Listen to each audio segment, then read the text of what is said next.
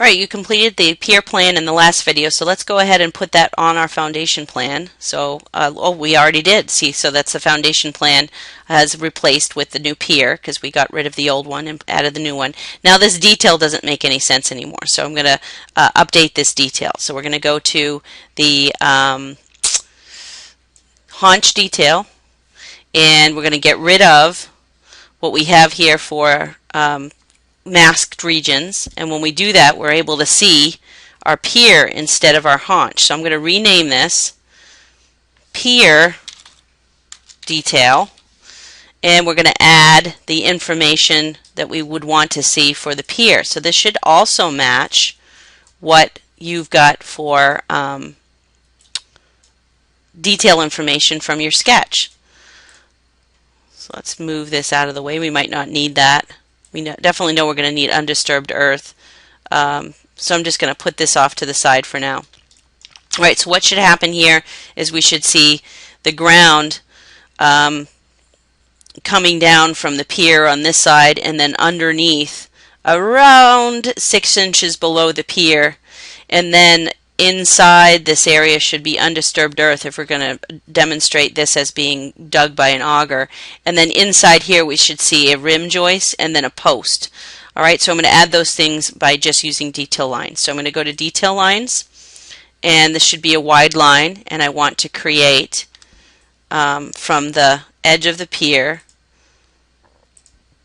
a random grade line, and then from the same detail line on the opposite side I'll just kind of create a line. I want to make sure that it extends past the boundary region that I've set up. For a masked region we're going to use the earth hatch. No, not masked region, I'm sorry, let's go back. We want a filled region. We want to change this filled region to a earth hatch. I'm going to use the same lines that we had defined for our grade, and just kind of randomly draw where all the undisturbed earth would be.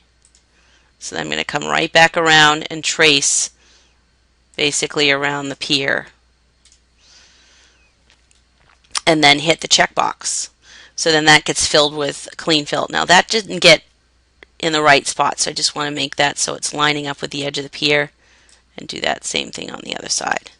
Okay, there should be a center line down the center of the pier, and we can make it so the edges of this are invisible. So if I hit edit boundary and I pick the lines, so let's pick all the lines that define the edges, I can turn those into invisible lines, and that's going to show the undisturbed earth but won't show the edge, which is exactly what we want. Now we should see that's not quite in the right space still. There we go. So we should see a center line going down the center of the pier. So I'd go back to annotate detail lines and draw a thin line right down the center of the pier. Extend it, and then change that line to a center line.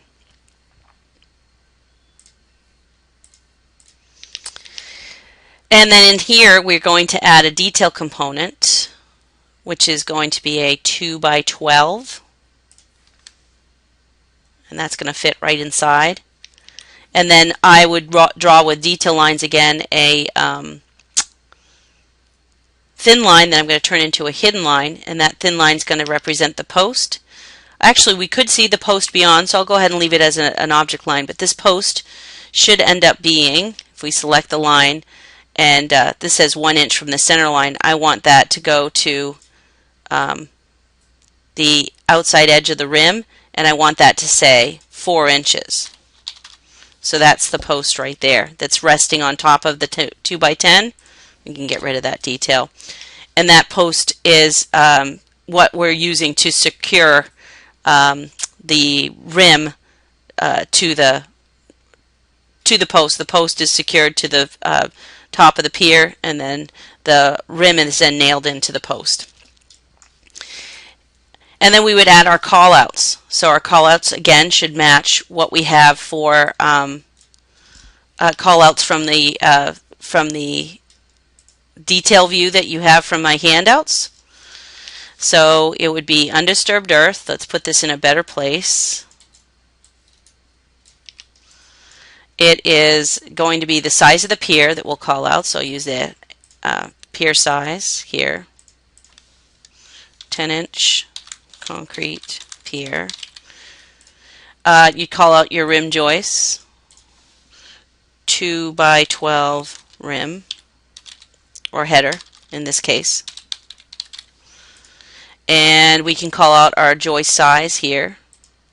So notice I've used just the plain text, not the arrow in this case. 2 by 12 floor joists at 12 inches on center. We have to put that in because remember we're spanning 20 feet, so we know we have to use the 2 by 12s at 12 inches on center to be able to do that.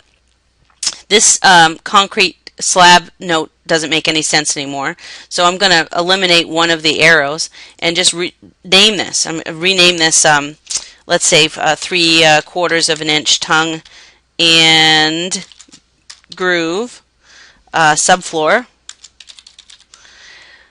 with 3/4 of an inch finish floor. FF is for finish floor. So in this case we can add our arrow and point to the subfloor, and then we could actually add another arrow and point to our finish floor.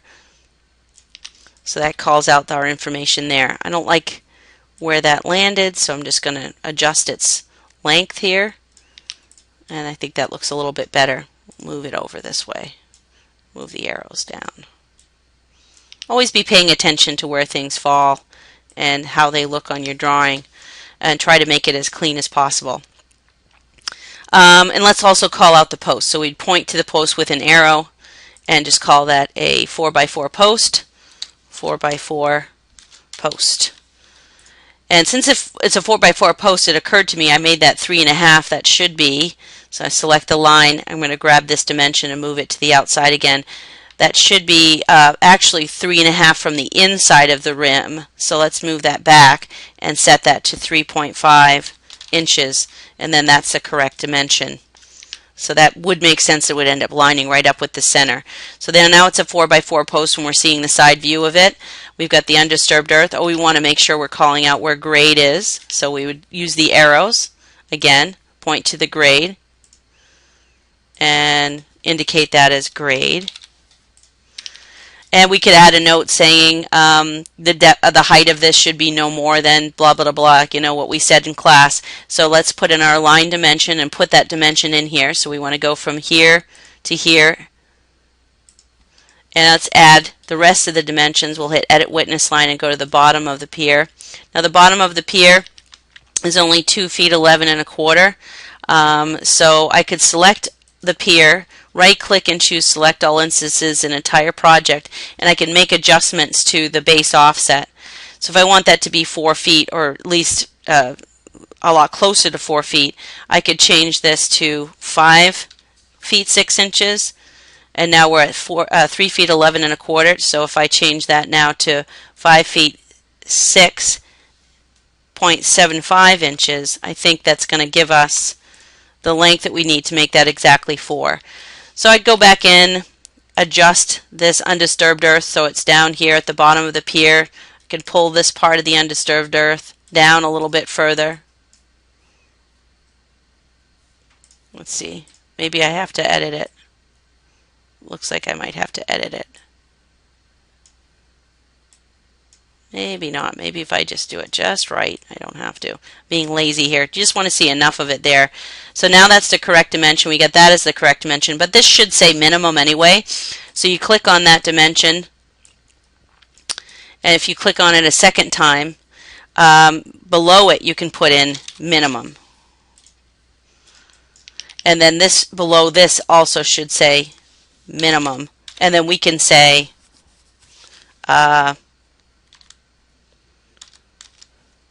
let's say, let's go ahead and do the math for it. It's a 10-inch pier, so it shouldn't be more than 25 inches. So 25 inches max. Okay?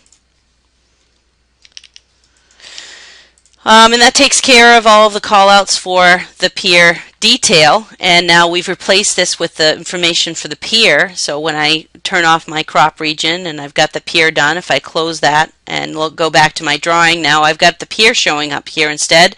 We renamed it Pier Detail, so that makes sense as well. I just need to rearrange some things to get this to fit on the page. So let's make enough room for it here. It looks like maybe we might want to put this on another sheet, or I could pull this in a little bit further on this side. So let me see if I can finagle this to get it on this page. So I'm going to move this over a little bit, make this a lot shorter. I do want to see these levels, but I'm not sure if I need to see them on that side. Let's see if we can make this even tighter. Oh, and I don't need this clean fill anymore. Alright, so let's see if we can get that to fit. So I'm going to turn off the crop region, double click outside the view, and get that to go in the corner. Just so it clears the edge of the page.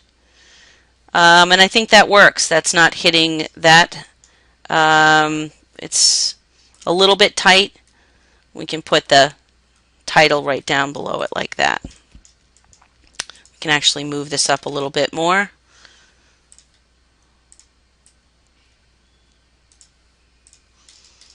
And if we move this to a different location,